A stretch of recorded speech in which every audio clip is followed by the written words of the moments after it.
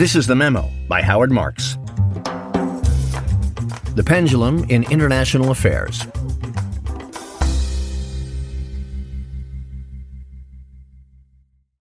As regular readers of my memos and books know, I'm strongly interested in, you might say obsessed with, the concept of the pendulum.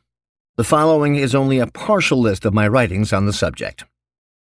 My second memo, written in April 1991, was creatively titled First Quarter Performance.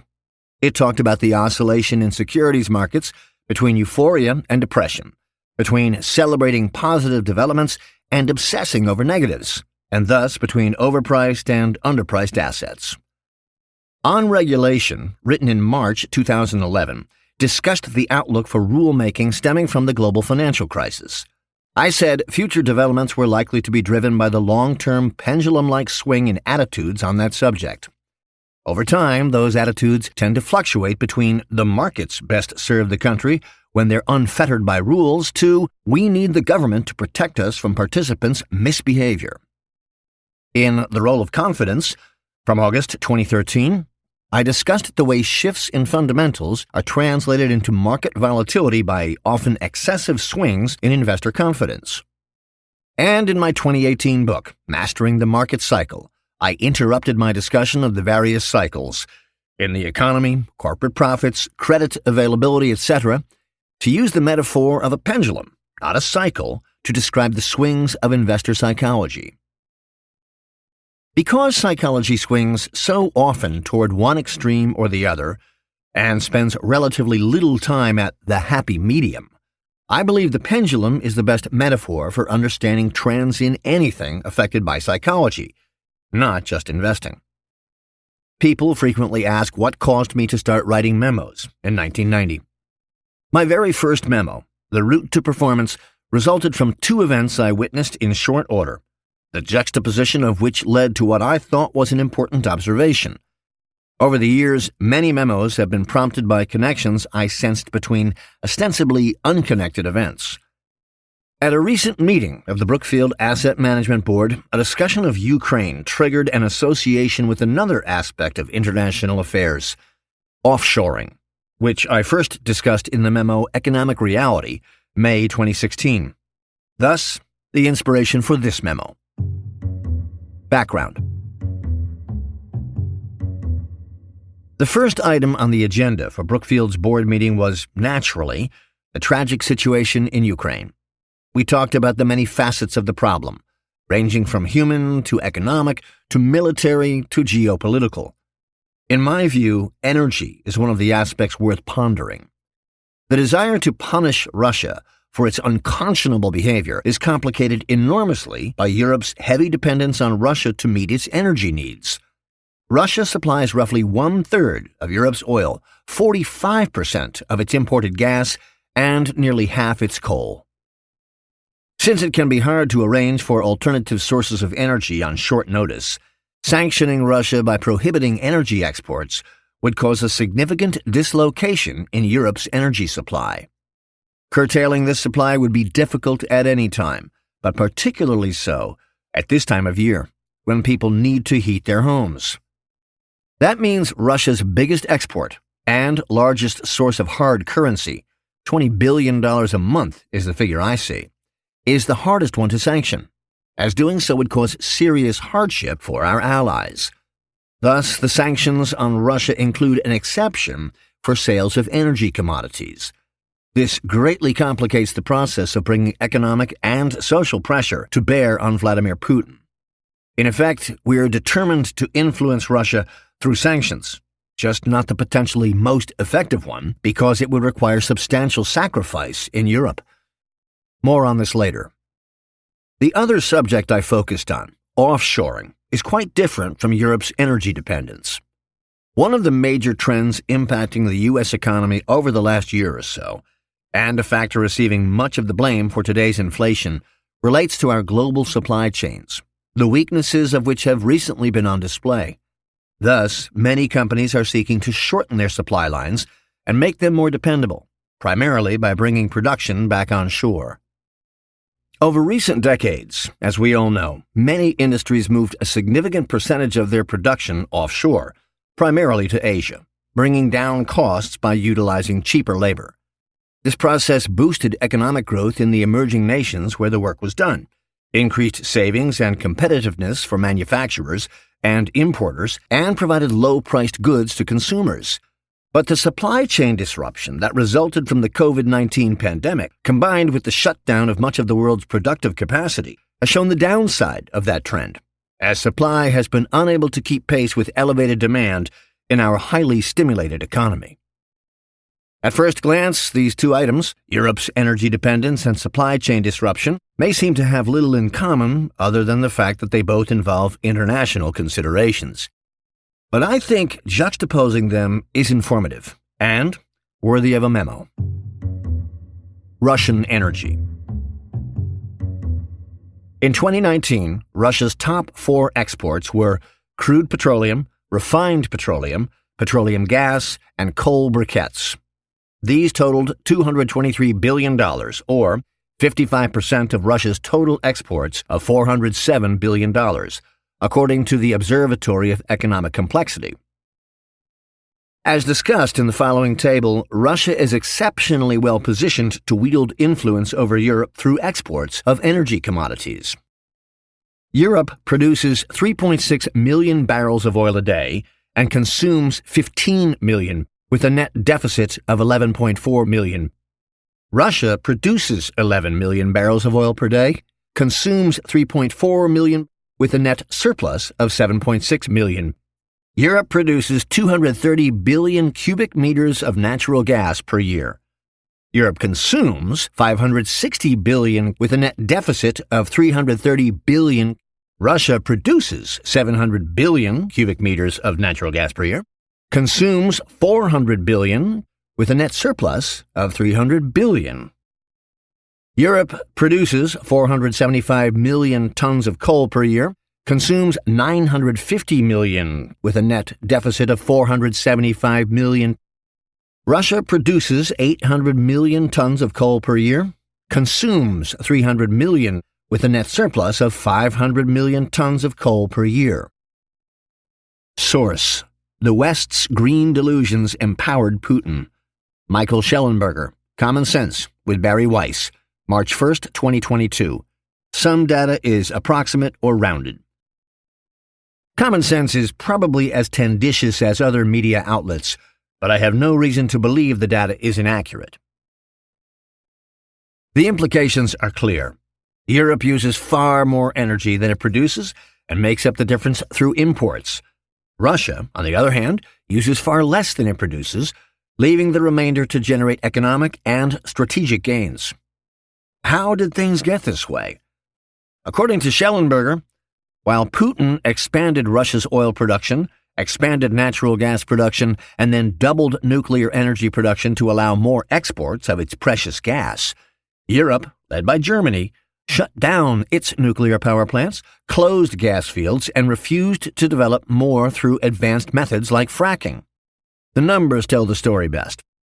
In 2016, 30% of the natural gas consumed by the European Union came from Russia. In 2018, that figure jumped to 40%. By 2020, it was nearly 44%, and by early 2021, it was nearly 47%. In 1980, imports from Russia represented less than one-third of Europe's oil and gas production. European production peaked about 20 years ago and has almost halved since then, ending up near where it was in 1980. In the same roughly 40-year period, imports from Russia have tripled, meaning they're now roughly equal to Europe's production. Schellenberger asserts, and it seems credible, that Europe allowed its dependence on imports of energy commodities, especially from Russia, to increase so dramatically because it wanted to be more ecologically responsible at home. In addition to limiting their production of oil and gas, some nations, especially Germany, reduced their use of nuclear power generation, which could arguably offer the best energy option by providing large-scale power production without emitting greenhouse gases. In a concession to those who consider nuclear power unsafe or environmentally unfriendly. As Schellenberger puts it, at the turn of the millennium, Germany's electricity was around 30% nuclear-powered. But Germany has been sacking its reliable, inexpensive nuclear plants. By 2020, Germany had reduced its nuclear share from 30% to 11%. Then, on the last day of 2021, Germany shut down half of its remaining 6 nuclear reactors. The other 3 are slated for shutdown at the end of this year. During a briefing earlier this month, a U.S. senator told the nonpartisan political organization, No Labels, the energy issue regarding Putin's war has 4 components: energy, climate, security, and economics, both national and at the household level. Security doesn't seem to have received much consideration in the deliberations that led to Germany's energy dependence on Russia. Just one of the 4 factors, climate, appears to have motivated the decision. Choosing to count on a hostile neighbor for essential goods is like building a bank vault and contracting with the mob to supply it with guards. But that's what happened. Foreign sourcing. The downside of Europe's dependence on Russian oil and gas has made its way into the consciousness of many people only recently as a result of the invasion of Ukraine. But the shift to sourcing and manufacturing overseas is something that's been on people's minds for decades. If you think back a few hundred years, limitations on transportation required that production take place near the point of consumption. But after the advent of the railroad, it became possible to separate the locations of production and consumption by hundreds or even thousands of miles. This must have been an important element in the creation of national champions that eventually supplied whole countries with goods such as food and building materials that previously had to be manufactured near the local customers. This enabled goods to be produced in places where labor was most readily available or where benefits from specialization could be maximized. It was inevitable that these forces would affect countries around the world and, with the emergence of air freight and containerization, result in rapidly growing cross-border trade. Shortly after World War II, cheap labor and skill in assembling products permitted Japan to rapidly become a major exporter of electronic goods and automobiles. The products were highly cost-competitive and initially of low quality. But Japan soon developed some of the world's most desired brands. In the late 1950s, Japanese auto companies exported just a few hundred cars a year to the U.S., the main selling point of which was low price. But quality rose, even as prices remained attractive, and by the early 1980s, the Reagan administration, in an attempt to protect the U.S. auto industry, asked Japanese manufacturers to voluntarily limit exports to the U.S. to 1.68 million cars per year. The lure of low manufacturing costs caused producers to shift operations from Japan to other parts of Asia over time. A large-scale shift to China began in earnest around 1995. Subsequently, the production of low-value-added goods such as T-shirts and jeans shifted to Vietnam, Bangladesh, and Pakistan. As each country benefited from the growth of manufacturing, the supply of labor got tighter, and workers became able to demand higher wages. Per capita incomes and standards of living rose, expanding the middle class and strengthening domestic consumption. Higher wages in one country caused the mantle of lowest-cost manufacturer to pass to others. Wages may have risen locally, but as a consequence, the search for low-margin, low-skill work moved on to new low-cost venues. Asia's ability to produce goods inexpensively soon led U.S. companies to capitalize on Asia's advantages by A. building factories abroad, and B. hiring Asian contractors to do manufacturing for them. The reasons are clear: vastly lower wages and fewer protections for workers, which permitted long days and poor labor conditions that wouldn't be tolerated in the U.S. The result was more jobs for non-U.S. workers, economic growth for the countries where the manufacturing was done, increased competitiveness for U.S. importers, and bargain-priced goods for American consumers. In addition, offshoring undoubtedly contributed substantially to the low level of inflation experienced in the U.S. over the last 40 years. One popular gauge of inflation, the Personal Consumption Expenditures Deflator, PCE, rose by only 1.8% per year from 1995. Importantly, the blast-off point for Chinese exports to the U.S. through 2020. Inflation was considered tame at that level, and in fact, many in business and government wished it were a bit higher. But a look inside the numbers is instructive. Personal consumption expenditures for all, annual inflation rate of 1.8%. Personal consumption expenditures of non-durables, 1.6% annual inflation rate. Share of PCE, 25 to 30%. Personal consumption expenditures for durables, down 2.0% annual inflation, 10 to 15% share of PCE. Personal consumption expenditures of services, 2.6% annual inflation rate, 55 to 60% share of PCE. The source is the Federal Reserve Bank of St. Louis FRED database. Amos Webb. It's startling to note that the prices of durables fell by almost 40% over the 25 years in question. The availability of ever-cheaper goods like cars, appliances, and furniture produced abroad was a major contributor to the benign U.S. inflation picture in this quarter century. Likewise, although prices of non-durables didn't actually come down, cheap imports of items like clothing helped keep the lid on prices overall. This was an important benefit of globalization for the net importing nations. On the other hand, offshoring also led to the elimination of millions of U.S. jobs, the hollowing out of the manufacturing regions and middle class of our country, and, most likely, the weakening of private sector labor unions.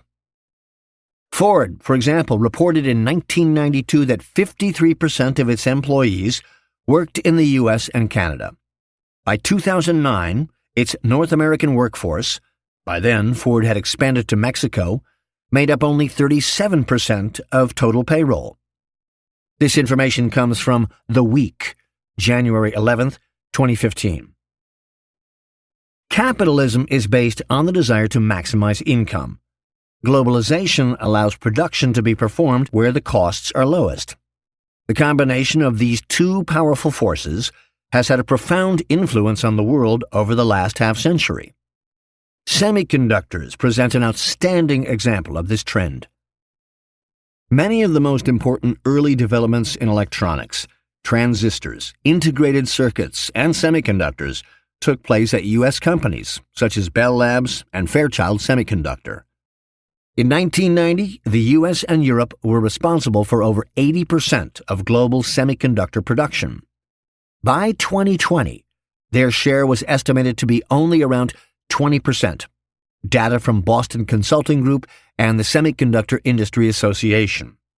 Taiwan, led by Taiwan Semiconductor Manufacturing Company, TSMC, and South Korea, essentially Samsung, have taken the place of the U.S. and Europe as the largest producers of semiconductors. Today, TSMC and Samsung are the only companies capable of producing today's most advanced 5-nanometer chips that go into iPhones. Visual capitalist. The upshot is well known. While pandemic-induced shutdowns have hampered supply, the demand for chips has continued surging with reopening economies. The resulting chip shortage has rattled several industries with lead times. The gap between when a semiconductor is ordered and when it is delivered is at a record high of 22 weeks. The chip shortage is a boon to semiconductor companies, but downstream firms are struggling. Global automakers are set to make 7.7 million fewer cars in 2021, which translates into a $210 billion hit to their revenues. Consumer electronics have taken a blow as well, with popular products like the PlayStation 5 console in short supply. Visual capitalist. The common thread. So, what's the connection? U.S. companies' foreign sourcing, in particular with regard to semiconductors, differs from Europe's energy emergency in many ways. But both are marked by inadequate supply of an essential good demanded by countries or companies that permitted themselves to become reliant on others. And considering how critical electronics are to U.S. national security, what today in terms of surveillance, communications, analysis, and transportation isn't reliant on electronics, this vulnerability could, at some point, come back to bite the U.S. in the same way that dependence on Russian energy resources has the European Union. How did the world get into this position? How did Europe become so dependent on Russian exports of energy commodities, and how did such a high percentage of semiconductors and other goods destined for the U.S. come to be manufactured abroad? Just as Europe allowed its energy dependence to increase due to its desire to be more green, U.S. businesses came to rely increasingly on materials, components, and finished goods from abroad to remain price competitive and deliver greater profits. Key geopolitical developments in recent decades included A. the perception that the world was shrinking due to improvements in transportation and communications, and B. the relative peace of the world, stemming from the dismantling of the Berlin Wall, the fall of the USSR, the low perceived threat from nuclear arms, thanks to the realization that their use would assure mutual destruction, the absence of conflicts that could escalate into a multinational war, and the shortness of memory, which permits people to believe benign conditions will remain so. Together, these developments gave rise to a huge swing of the pendulum toward globalization and thus countries' interdependence. Companies and countries found that massive benefits could be tapped by looking abroad for solutions, and it was easy to overlook or minimize potential pitfalls.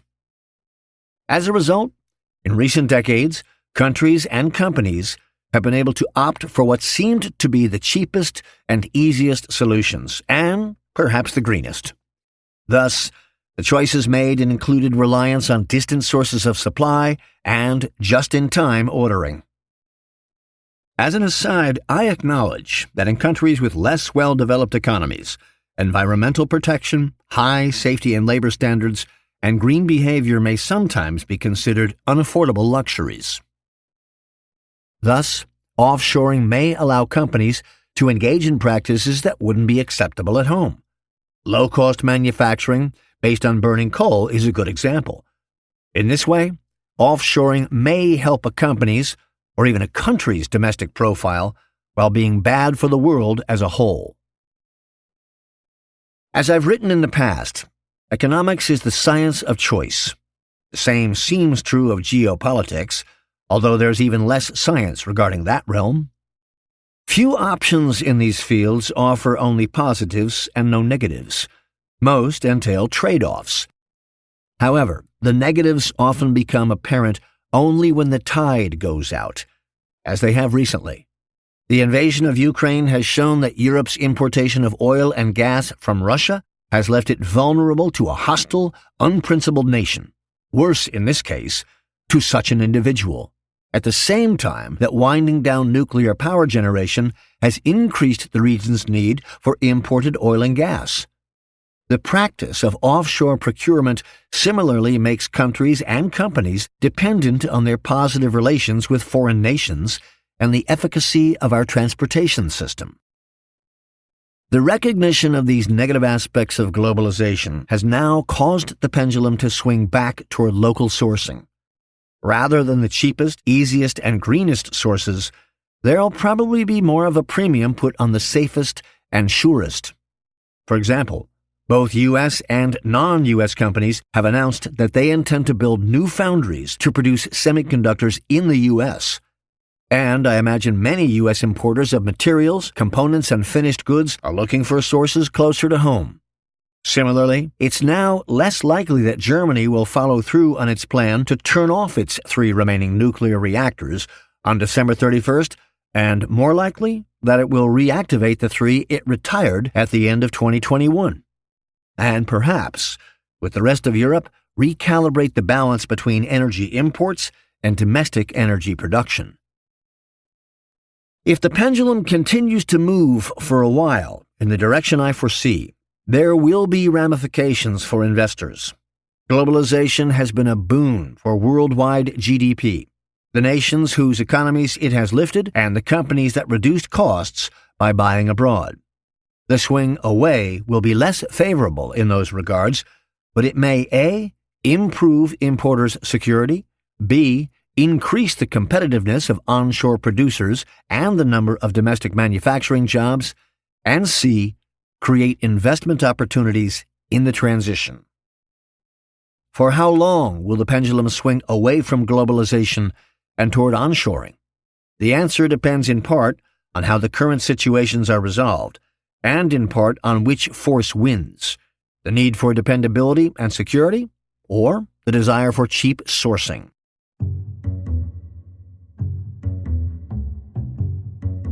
In complex fields like economics and geopolitics, there are few easy decisions, just choices, many of them very difficult. There are too many moving parts, too many unknowns, and too many pros and cons whose merits can't be weighed quantitatively. What sits on either side of the scale doesn't necessarily change much, but the pendulum swings radically in terms of how those things are viewed and weighted in the decision. Here's what I wrote in On Regulation concerning the swing of the pendulum toward and away from regulation of the financial markets. It's my belief that because both free markets and regulation are imperfect, and because of the strength of people's political and philosophical biases, we will never settle permanently on either a completely free market or a thoroughly regulated system. Any position will prove merely temporary, and the pendulum will continue to swing toward one end of the spectrum and then back toward the other. If you substitute the words offshoring and domestic sourcing for free markets and regulation, then this passage just as accurately describes the choice between the cheapest sourcing and the most secure sourcing. This absence of perfect, permanent solutions is characteristic of pendulums. It's why they swing. And after many decades of globalization and cost minimization, I think we're about to find investment opportunities in the swing toward reliable supply. March 23rd, 2022. Thank you for listening to The Memo by Howard Marks. To hear more episodes, be sure to subscribe wherever you listen to podcasts.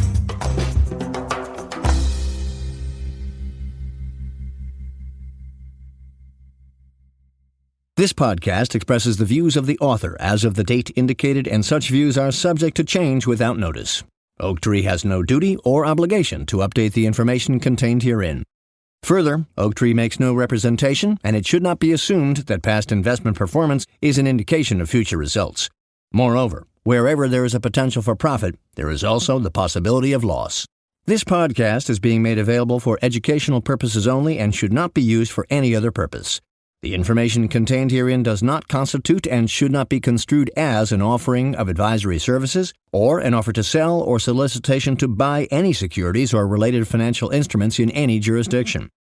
Certain information contained herein concerning economic trends and performances based on or derived from information provided by independent third-party sources. Oaktree Capital Management, LP, Oaktree, believes that the sources from which such information has been obtained are reliable. However, it cannot guarantee the accuracy of such information and has not independently verified the accuracy or completeness of such information or the assumptions on which such information is based. This podcast, including the information contained herein, may not be copied, reproduced, republished, or posted in whole or in part in any form without the prior written consent of Oaktree. Audiation.